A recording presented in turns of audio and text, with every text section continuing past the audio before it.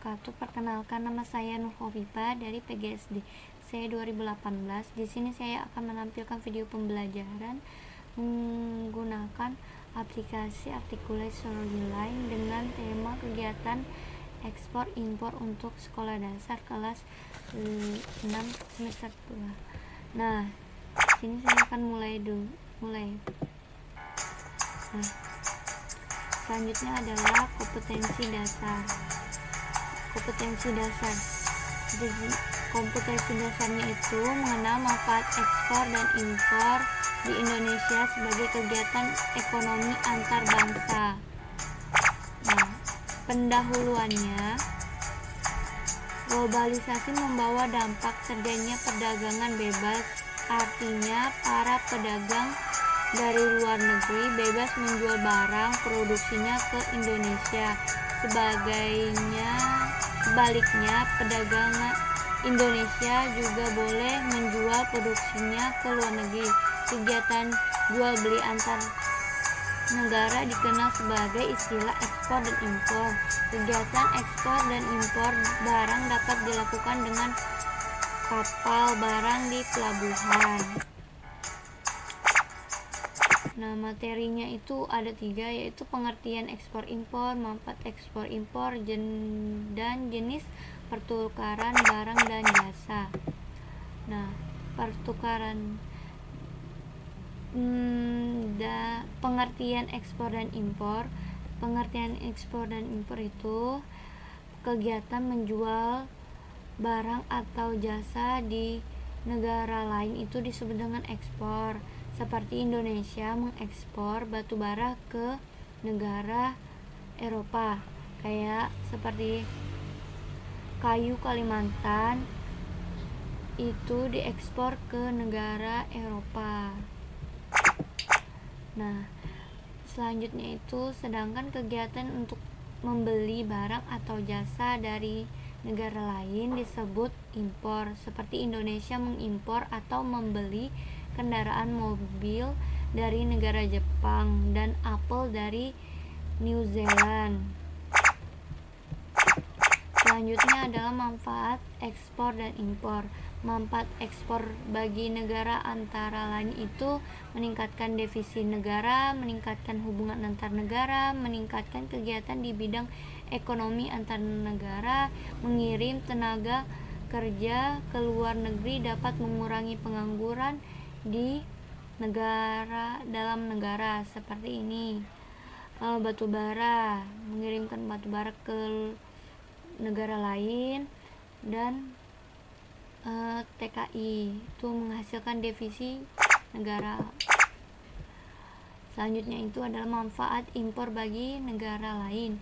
Nah, itu tuh untuk memenuhi kebutuhan barang dan jasa yang belum dimiliki dari dalam negara, seperti berupa peralatan mesin industri, memungkinkan terjadinya ahli teknologi dari negara maju ke negara berkembang, memperoleh bahan yang tidak bisa dimiliki di dalam negeri, seperti alat-alat berat seperti ini mobil.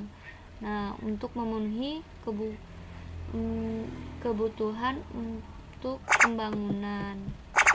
Selanjutnya adalah jenis pertukaran barang dan jasa. Nah, jenis pertukaran barang dan jasa itu antara negara dilakukan oleh Indonesia itu contohnya dalam berbentuk barang seperti kerajinan dari tembaga yang diekspor Indonesia ke Jepang, dan ekspor Indonesia yang berbentuk jasa itu seperti Indonesia mengekspor atau mengirim tenaga kerja wanita, yaitu TKW, ke Hong Kong, seperti di dalam gambar jenis pertukarannya. Nah, lalu jenis pertukaran barang yang diekspor oleh Indonesia antara lain itu ada produk migas seperti minyak bumi, gas alam, dan lain-lain. Nah, sedangkan jenis ekspor barang dari Indonesia yang berupa non migas itu seperti hasil perkebunan, kayak kelapa sawit, karet, dan hasil perikanan, hasil perhutanan seperti kayu jati, kayu ulin, dan hasil pertambangan itu seperti emas dan batu bara. Selanjutnya itu ada jenis jasa yang diekspor Indonesia. Selain pertukaran barang, Indonesia juga melakukan pertukaran jasa karena Indonesia itu memiliki jumlah penduduk yang besar. Jumlah penduduk yang besar ini merupakan salah satu modal kekayaan bangsa Indonesia dalam bidang tenaga kerja. Indonesia (TKI). Indonesia itu mengirimkan tenaga kerja ke luar negeri antara lain ke Arab Saudi, Korea Selatan, Hong Kong, Thailand, Taiwan, dan Malaysia. Nah, jenis barang yang diimpor Indonesia itu barang yang banyak diimpor Indonesia itu ada 3 macam, yaitu barang konsumsi, barang baku, barang modal. Nah, barang konsumsi itu berupa makanan, minuman, beras, dan lain-lain. Kalau barang baku itu seperti kertas, obat-obatan, dan kendaraan. Dan barang modal itu seperti mesin, komputer, dan barang dan pesawat terbang. Selanjutnya ada jenis jasa yang diimpor Indonesia. Nah, jenis jasa yang diimpor di Indonesia itu seperti tenaga ahli pertambangan dari luar negeri untuk mengelola tambang minyak dan jasa bumi di PT Pertamina. Seperti tenaga minyak seperti ini. Nah, selanjutnya itu ada kuis. Nah, kalian akan mengisi kuis tersebut dengan petunjuk yang sudah dijelaskan, seperti Anda menulis nama kalian di sini dan klik mulai. Habis itu mengerjakannya dengan huruf pilihan ganda. Setelah itu selesai, kemudian jawaban Anda akan diresum.